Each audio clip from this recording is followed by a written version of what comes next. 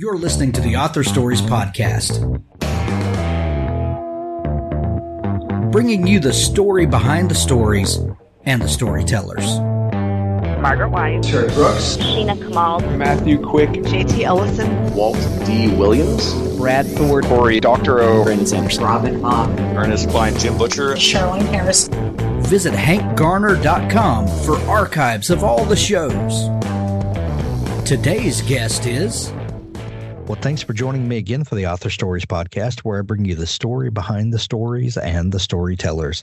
Today, I am super excited to have Michael Cannell on the show with me today.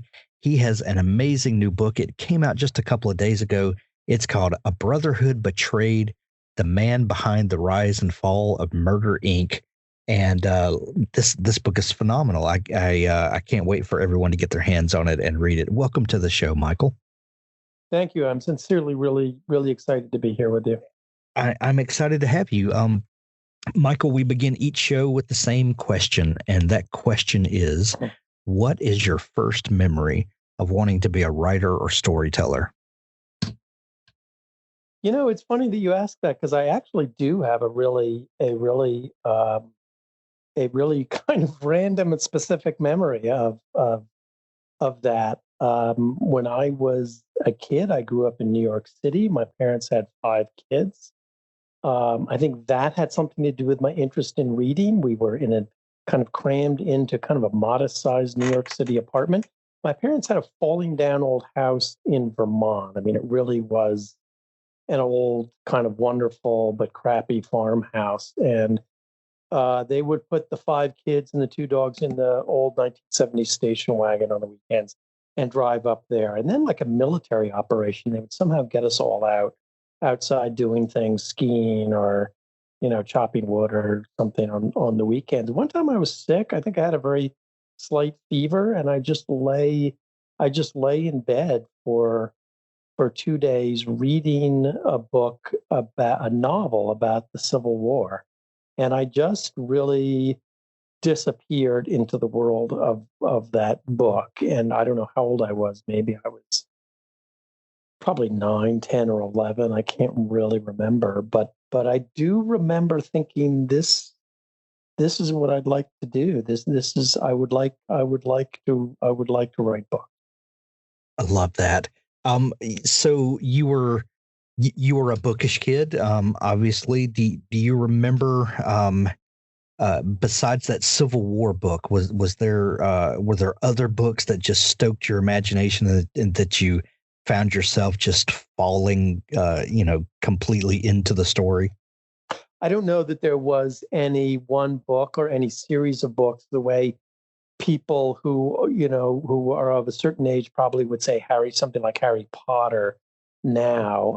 I don't know that anything like that existed when I was a kid, except maybe the Tolkien series. But I read those books that a kid would read in school and that would make an impression on them. I remember reading A Separate Peace. I remember reading 1984.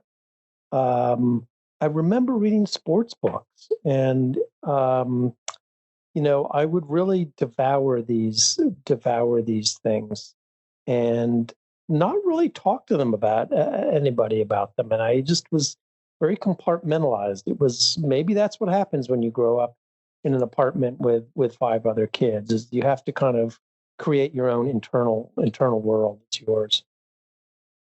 Michael, were you fascinated by history? Was this a topic that intrigued you? Yeah, I mean, I think everything. I think history, yes, but I think, I remember reading Ernest Hemingway short stories when I was pretty young. Would we call that, and his novels, would we call The Sun Also Rises history? I mean, in a way that was Paris in the 1920s. So in a way that's history, but I think it was more the storytelling and the way in which effective storytelling is cinematic and projects into your head your own personal movie. I think it was more that than history with a capital H. Right. Michael, because it rarely works out for most of us, when we have that epiphany like you did, reading that Civil War book, that you would like to be a writer and this was a world that you would like to immerse yourself in. It rarely happens that when we turn, 17 or 18, when we finish high school, that we just immediately, go off and become a writer. Life usually intervenes, and, there's little things like paying bills and, raising our own families and things like that get in the way. What was that journey like for you? I know that you had kind of made a commitment in your mind, but what did that look like in the working out of the pursuit of your art? Yeah, I mean, that's a great question.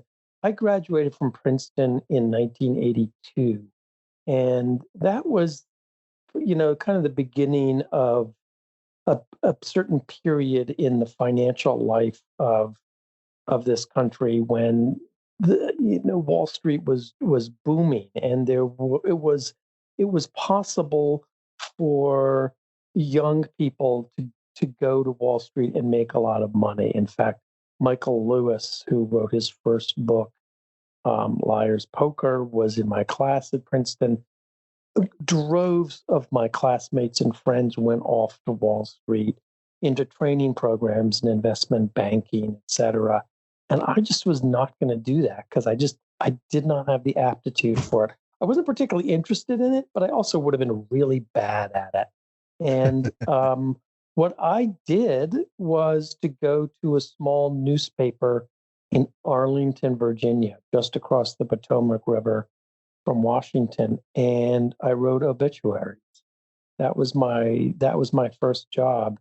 And when I tell people that, it kind of lands like a punchline. Like, people think that's funny, but what I want to say to them is, that is a heavy duty thing when you are 21 years old to be writing obituaries on a newspaper. For one thing, it's often the most read section of the newspaper, so it's important. But also, it's important in your development as a writer to do something like that, because I came to understand that everybody has done something really, really interesting in their life. And if you're an obituary writer, you have to find that. You have to find that, and you have to write about it in a way that is factual, and in a way that is evocative, and also with respect. It's not okay to make mistakes if you're covering, a budget hearing at City Hall, but it's really, really not okay to make mistakes if you're writing about somebody's life.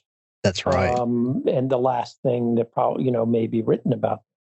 So yeah, I would tell people this, and people sort of treat it like a funny story, and I suppose it is. But I took it really seriously, and and I learned a lot about that. So that was my stepping stone from college to other journalism jobs. Michael, I am reminded of a romantic comedy movie that's usually on the TV at our house around Christmas every year. I think it's called Serendipity, and it's a John Cusack movie, I think. And there's a character in there that is an obituary writer for the New York Times, and he always he kind of wears that as a badge of pride. But he's always kind of not making excuses. That's not the right word, but he's always trying to impart the importance of that role to other people. And you can tell that it's kind of a punchline in the movie that he's the serious writer who's an obituary writer. But he said something that's always stuck with me. And he said, well, I have the last say about this person's life. And I take it very seriously, because I'm going to write the last thing about this person, and it's up to me to bring out the treasure, out of this story. And I've always loved that. That's I think you're the first person that I've met that has had that role, and I'm glad to know that you took it that seriously and that you feel the importance of that. Well, it sounds like I cribbed that idea out of that movie, but I haven't seen that movie. But now I want to see. Now I have to see that movie. It's not a great movie, but it's an okay movie. Yeah. Well, I worked at the New York Times for a bunch of years, and it would, the obituary desk, as it was called, is not generally where people wanted to end up. But really, as I said earlier, I think that the obituary pages probably are read more than anything else in the newspaper, and I pay very keen attention to them. So from writing obituaries in Virginia to the New York Times that you mentioned, how did that transition happen, and what were you doing at the Times? What happened is that I went from the Northern Virginia Sun, where I was writing obituary, to a job, sort of a little bit of a detour. I worked at Nickelodeon when Nickelodeon was kind of a new company, and I wrote scripts for a friend of mine who was a producer. I wrote scripts for a TV show that doesn't, a kids' TV show. And then I went to journalism school at Columbia. And from there, I was a stringer, what they call a stringer, sort of a freelance reporter at Time Magazine. And then I was just freelancing at all sorts of places. I was writing magazine articles just like crazy all over the place. And I worked in architecture magazine. And then from there, I went to the New York Times, where, because I worked at an architecture magazine, I segued into a job at the New York Times as a design editor in what was then called the House and Home section, which I went in as the deputy editor of that section and was later, 6 months later, I was the editor of that section. So I was what they call a section editor at the time. So I was responsible for producing my own section of the newspaper that came out weekly. It came out every Wednesday, and that section does not exist anymore, unfortunately. But I was there about 8 years. Wow. So from writing obituaries to working at the Times as a section editor, I'm looking at your Amazon page. The first book it looks like that you published is The Limit: Life and Death on the 1961 Grand Prix Circuit, which looks like an amazing book. But how do you go from where you were at the Times to writing a book that seems to be so very specific about something that we all know a little bit about, but I don't know very many people that are very deep on the 1961 Grand Prix circuit. How did this come to it's grab really, your attention? It's really unlikely, but I should point out that I actually had written a book before I went to the Times about architecture. It was a biography of the architect I.M. Pei. So that book about car racing was actually my second book. But how did I come to that? Well, I had, in that period when I was a freelance magazine writer, I wrote a lot of sports articles. I wrote for Sports Illustrated quite regularly. And so at that time, I kind of had one foot in the world of architecture and design and another foot in the world of sports. Really kind of unlikely, and I would not have planned it that way, but I just think like life and careers work that way. And so, I was at the Times and I had a really good job there. I think it would have been hard to do that job longer than 8 years. Really, it was a fantastic job, but a tough job. I was ready to move either to another job in that building or to do something else. There was a New York Times correspondent in Europe who covered Grand Prix racing, Formula One, in the 50s and the 60s, named Robert Daly. And somehow his book about covering those races ended up on my desk in the New York Times newsroom. And I looked at it and I saw his photographs. And I thought, my God, what a world that was. Monte Carlo in 1961. There isn't really anything more sexy and glamorous than Monte Carlo. These races in Monte Carlo in 1961. But it was also a deadly world because in those days the drivers died all the time. And I thought, Jesus, if I could find a story in that world, it would just be so great to write a book about Europe in the late 50s and early 60s. And so I started reading about that world, and almost immediately the story about a rivalry between two drivers jumped out at me. One of whom was the first American to break into that world, and the other one was his teammate on the Ferrari race team, a handsome German nobleman. These two men were opposites in every imaginable way. And in 1961, it was very clear that one of them was going to win the championship, and most likely the other one would die. And that's exactly what happened. And so that book is not really a book about, it's not really a sports book. It's not a car book. It's really a book about these two men. Papyrus Author was designed and developed with the modern writer's needs, wishes, and preferences in mind. From big structures right down to tiny details, every single feature of our software has been carefully and meticulously crafted in collaboration with authors. Take charge of your writing with the author interface, which gives you access to different elements of your story, such as characters, backgrounds, and narrative structure. Move sections of your writing seamlessly in the navigator and evaluate the complexity of your text with our expert style and readability analysis. Never worry about losing progress with automated backups. With Papyrus Author, you can be your own writer, editor, and publisher. The world of writing is about to change.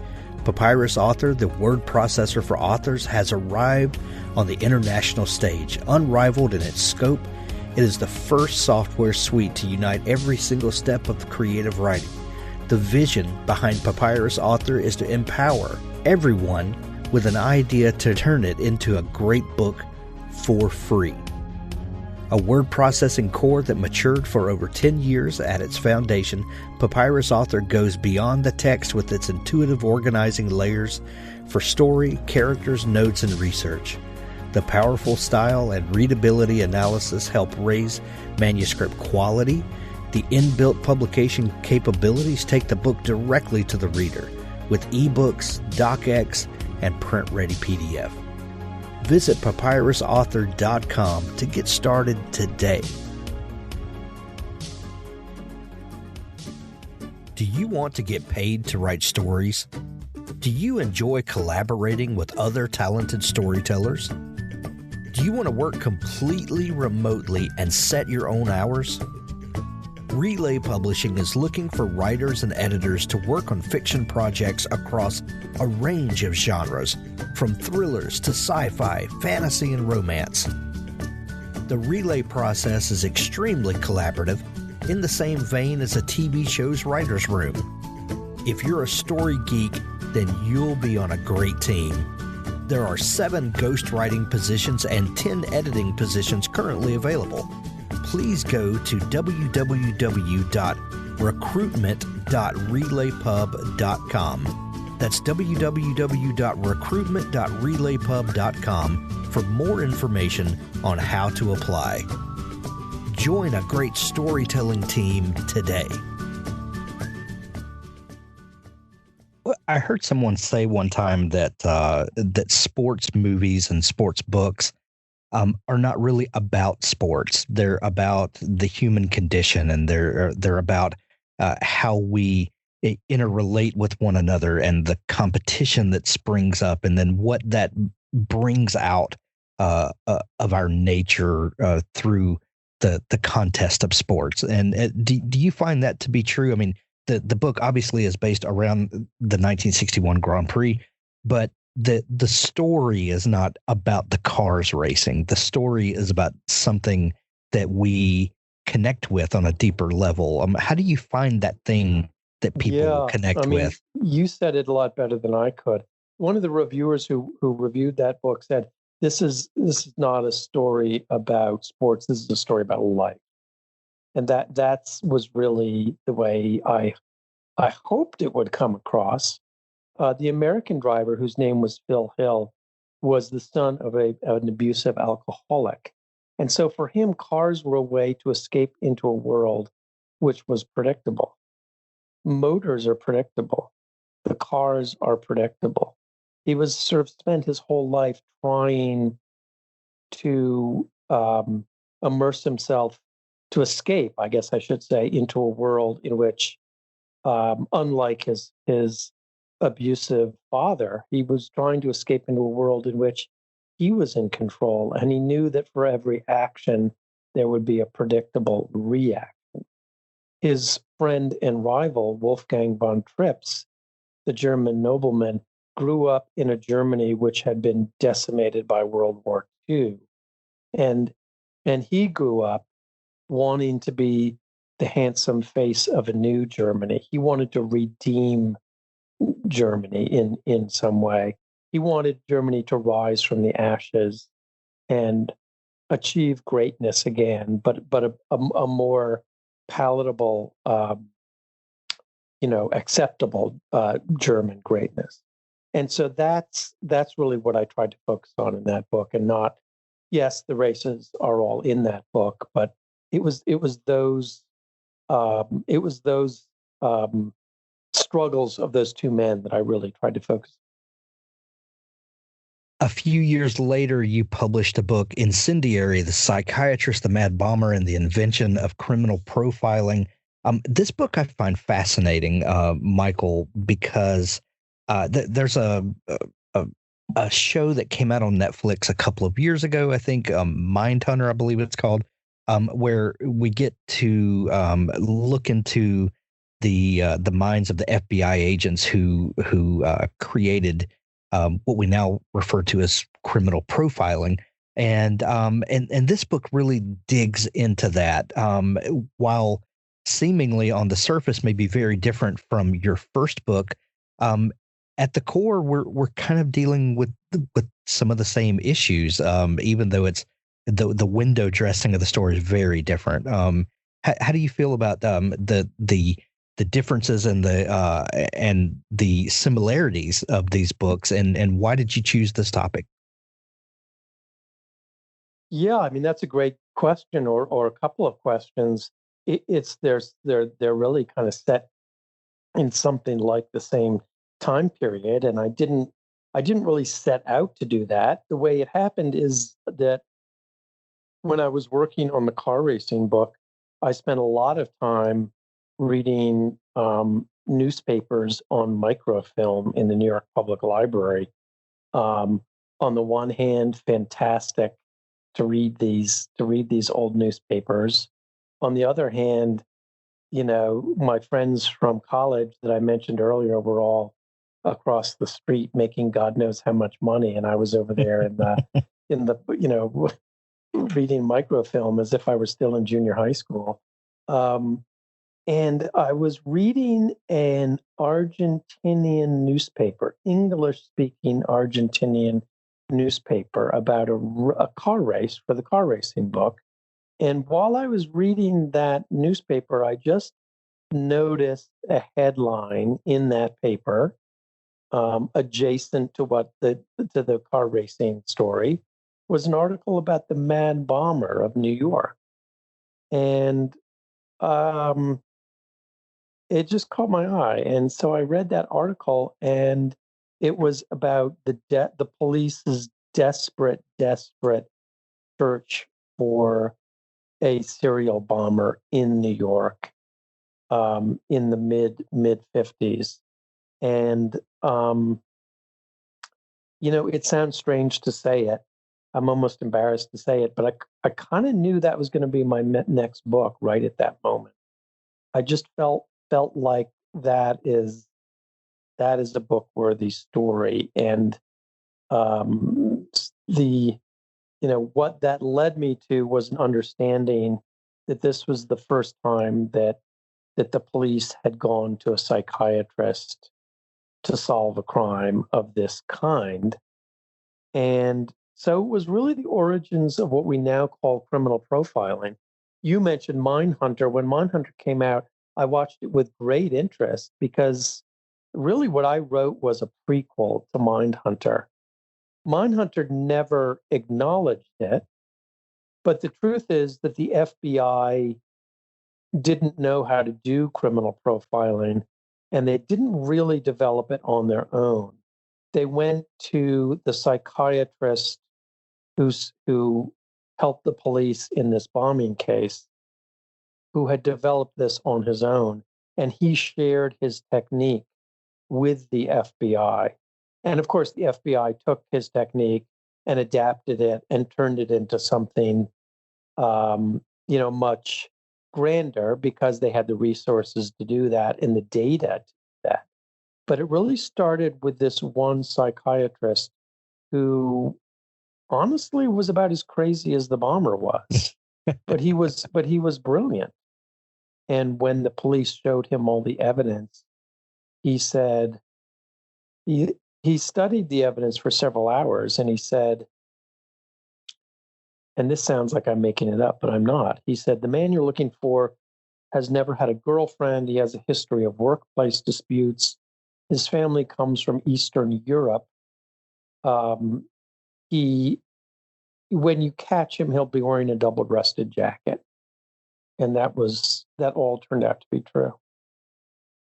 That is fascinating. And you can imagine how that struck detectives in Chicago, Sacramento, St. Louis, Los Angeles, who were struggling on cold cases. They thought, here's a guy who has figured out how to profile. And so, of course, his phone began to ring, and he went on to work on many high-profile cases, including the Boston Strangler case in Boston. Books like this and the way you tell the story of what's going on is it reads like a novel. Narrative nonfiction is one of my favorite things to read because it reads like something that the best novelist would make up, yet it's absolutely true. How do you find the narrative thread of what the story is? Because this is obviously not a biography of any particular person in here, but it's a window into a time and a place and the things going on. How do you decide what that window is that you're going to give us a view into? Yeah, that's a really good question. I guess as all of these questions are. Yeah, I am trying to write narrative nonfiction.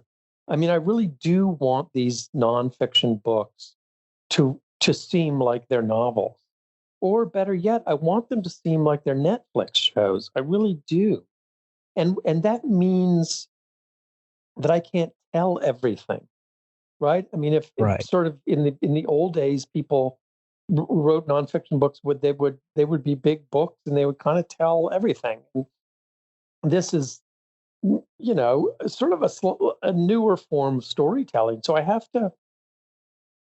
to figure out, as you say, what the window is, what the frame of the window is. Because if you tell everything, then you're not telling a story so much as you are just delivering a huge load of information. And that's not really storytelling, right? So, how do I do that?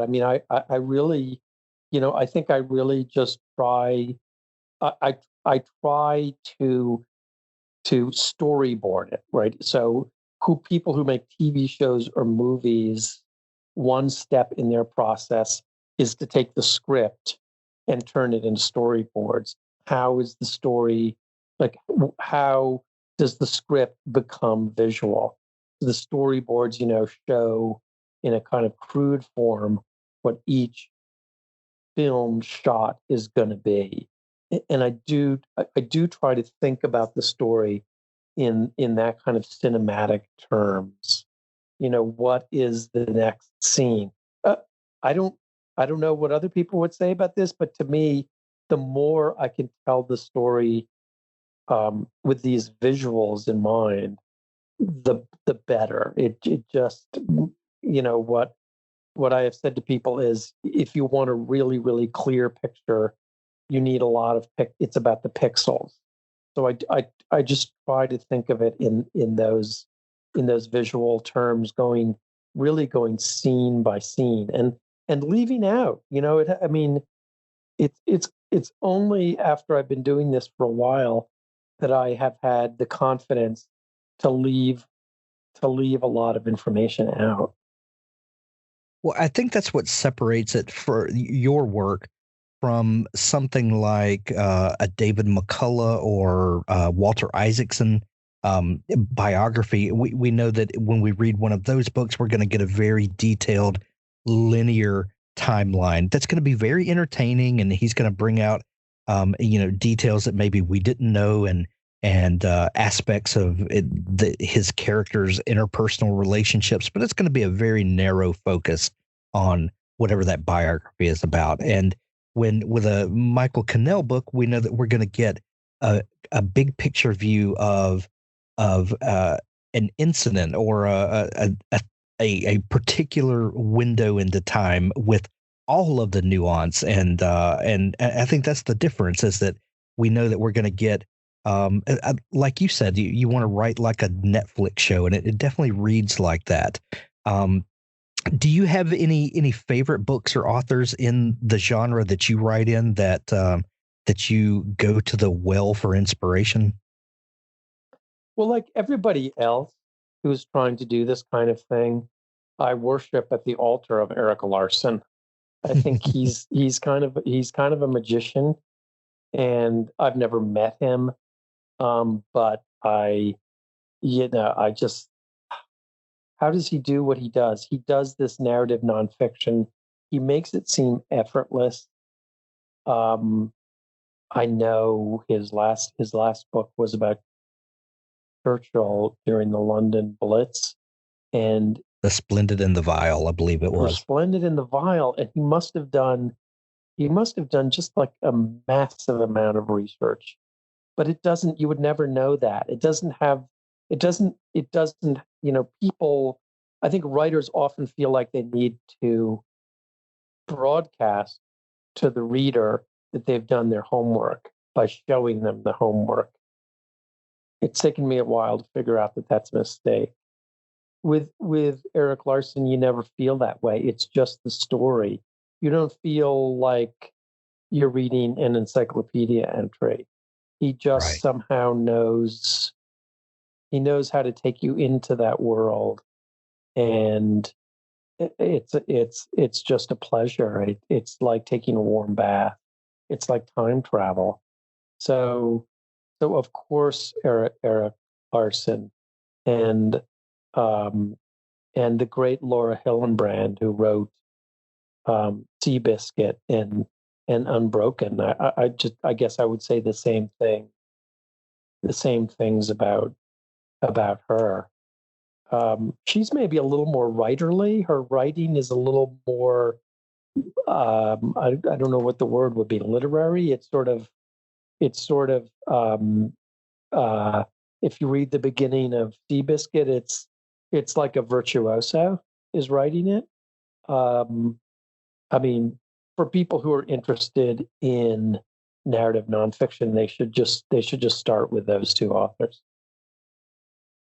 So, Michael, that brings us to your new book, which just released a couple of days ago, Brotherhood Betrayed: The Man Behind the Rise and Fall of Murder, Inc. For those of us that are outside New York City and who obviously were born past 1941, we've heard of Murder, Inc. We know some about it. But what was it about this story that piqued your interest? I think the whole thing about authors and story subjects is kind of mysterious. I mean, you can't go out really and just shop for a story idea the way you would shop for something at CVS. You kind of have to wait, I think, and keep your eyes peeled and be patient and watchful. And this story just kind of caught my eye. And as with my other book projects, I just started to read about it, and I just I could tell immediately, like it just immediately seemed like a Netflix series. So I'll just try to tell you very succinctly what it's about. It's so during Prohibition, the mafia gangsters. By the way, the mafia never used the term mafia, so I really shouldn't call them that, but I will. They made money without trying. Prohibition was just so easy for them because of the gambling and speakeasies, and they controlled the speakeasies and the bootlegging. They controlled everything. And they made mountains of money without trying. But then when Prohibition ended, they figured they had to do business a different way. And that was the moment when organized crime really became organized. And part of that organization meant that they had to have an organized and efficient way of protecting themselves by killing informants or anybody who could potentially be an informant, anybody who might testify against them in court. And this was the time when the mob bosses, in particular Lucky Luciano, they formed a national alliance of mobs, and they really wanted to run it in this super efficient. They wanted to run it like General Motors. They wanted to run it like a company. And so their idea was, we're going to have an assassination squad that will kill all the informants. And so they turned to a Jewish gang in Brooklyn. And interesting, because the sort of like stereotype of this is that the Italian guys are the tough guys, and the Jewish guys who worked around the mob were more involved in the money side. But for this one moment, it was the opposite. And so this Jewish gang, which was headed by a guy named Abe Reles, they became an assassination squad known as Murder Incorporated. And they traveled all over the country, killing members of the mob who were informants or maybe going to be informants or had otherwise caused problems. And I don't think this is true, but by some counts, they killed as many as 1,000 people. I don't, they didn't exactly keep careful records on this, so nobody really knows. I think it was more like hundreds and not 1,000. But in any case, Abe Reles, after organizing this purge of informants, he then became an informant himself. And he became the most important and talkative informant in mob history. He'd been involved in all of these hundreds of murders, and he told the district attorneys and the police about all of them. And he had an incredible cinematic memory. So, that expression, to know where the bodies are buried, he literally knew where the bodies were buried, hundreds of them. And this was the way that the district attorneys were going to bring down the mob. They knew that the mob was going to try to kill Abe Reles before he could testify in the most important trials. They kept him under layers of guard in a Coney Island hotel. And then the night before one of the big trials, he went out the window of his hotel room and died. The police called it an escape attempt, but nobody thinks it was an escape. Somebody threw him out the window. He did not go out that window voluntarily. The question was, who was it? Was it the mob? Did the mob pay off the police to do it? there is reason to believe that the police may have been involved because, of course, Abe Reles knew about all the police who were paid off. And in fact, the district attorney of Brooklyn, who was soon to become mayor, a man named William O'Dwyer, he may have known about this or have been involved in some way. And when he was starting to, there were starting to be questions asked, he was appointed, President Harry Truman appointed him ambassador to Mexico. And so he was shuffled out of New York City. And this is one of the great mysteries in the history of organized crime. Who was it that killed Abe Reles, and for what exactly? So, like you mentioned earlier with Eric Larson, that you know that he just consumes massive amounts of information, but instead of just regurgitating that information onto the page, he finds the story in there and then lets that just come out naturally from what he's absorbed. When you're dealing with a topic like Abe Reles and Murder Incorporated, I would think that it's probably much easier to find all sorts of information about Churchill than it is a character like Abe Reles. How do you find the material that you're going to absorb and start looking for the story in when you've got a character that's maybe a little unsavory, and that there are lots of people, I'm sure, that would love for the story to just go away, and instead of there just being volumes and volumes and volumes available about this character? How do you prepare for a story like this? Yeah, I really believe in interviewing people. I mean, since I've spent really my entire adult life working at newspapers and writing magazine articles, I really believe in the power of interviewing people. There's nothing like hearing somebody talk about something it brings stories to life. But it wasn't really possible in this case. I could do it with that car racing book because some of the people who didn't die in that car racing book were still alive, but it wasn't possible. This story takes place for the most part in the 1930s, so nobody around to interview. So fortunately for me, a lot of interviews were conducted by newspaper reporters on my behalf, I guess. And these murders and the trials that followed were heavily covered by big city newspapers, but also by small newspapers. That was a period when Brooklyn itself had, I don't know, Brooklyn probably had 6 newspapers. So there was a lot there that I could draw from, and also the court transcripts.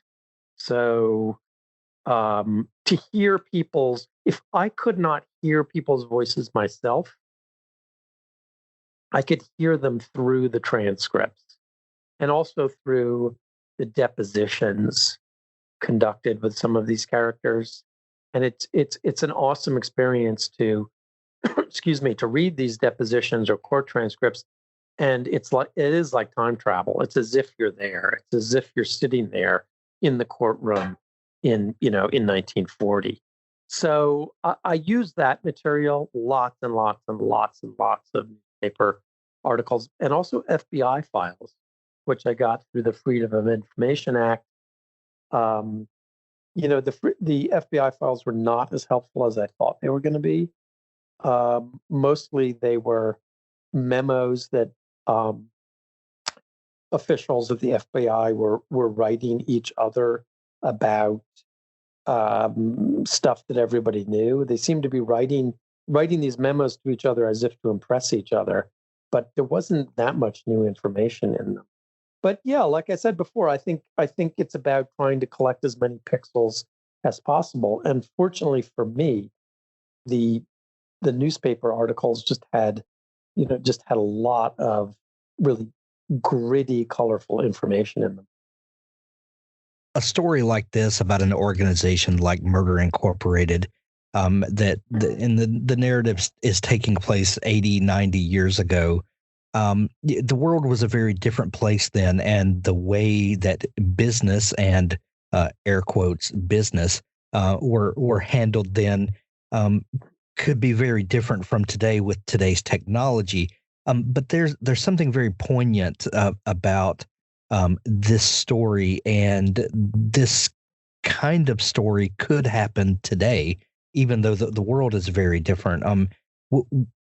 Were there parallels that you were able to draw as you were writing this and studying this about this place and time and the way that this could happen today? Well, I don't know if this is what you have in mind, but I'll tell you what comes to my mind as I hear you ask that question is what comes to mind is the world of our politics today. Many of the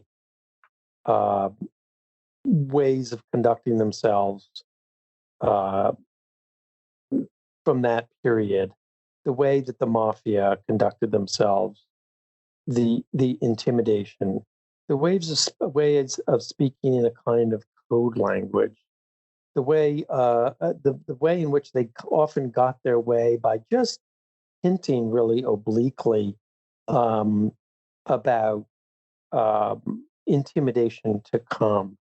The ways in which no matter what happened, the boss profited.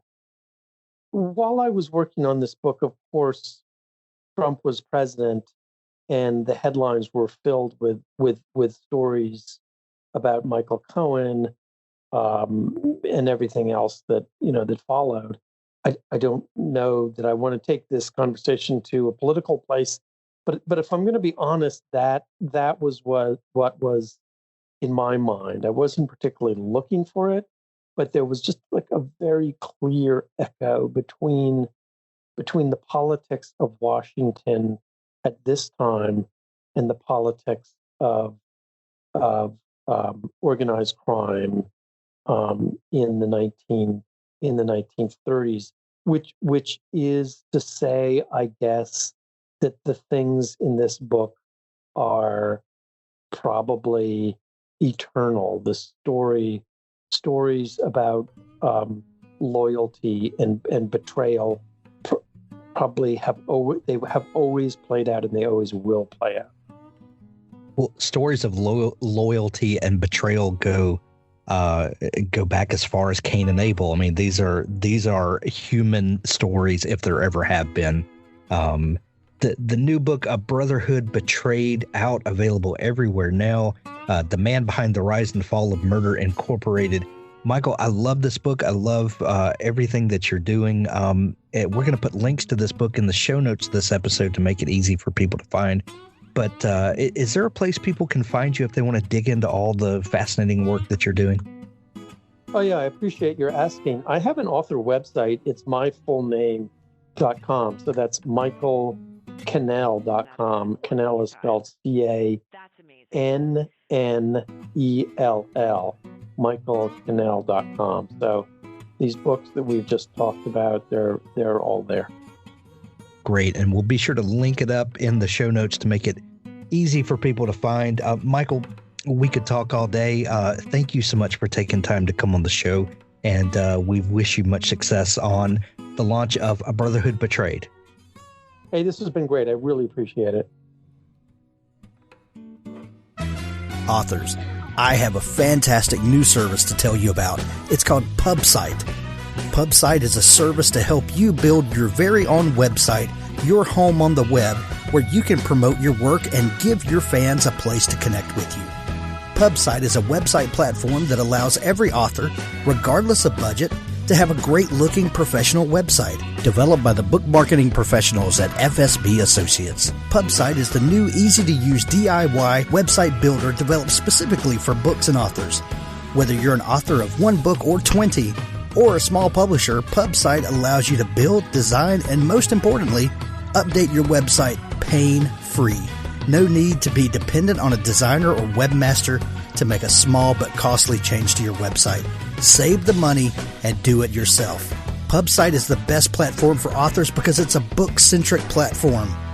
Pubsite was built just for authors and small publishers. Every design, feature, and layout is book-centric.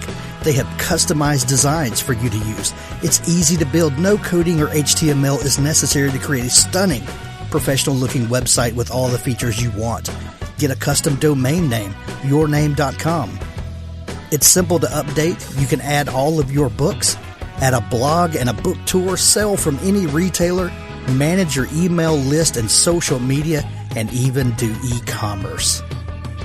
Build your website with a 14-day free trial, then pay just $19.99 per month, which includes hosting. And we offer packages starting at $499 to set up the website for you. Pub-site.com, the place to help authors find their home on the web.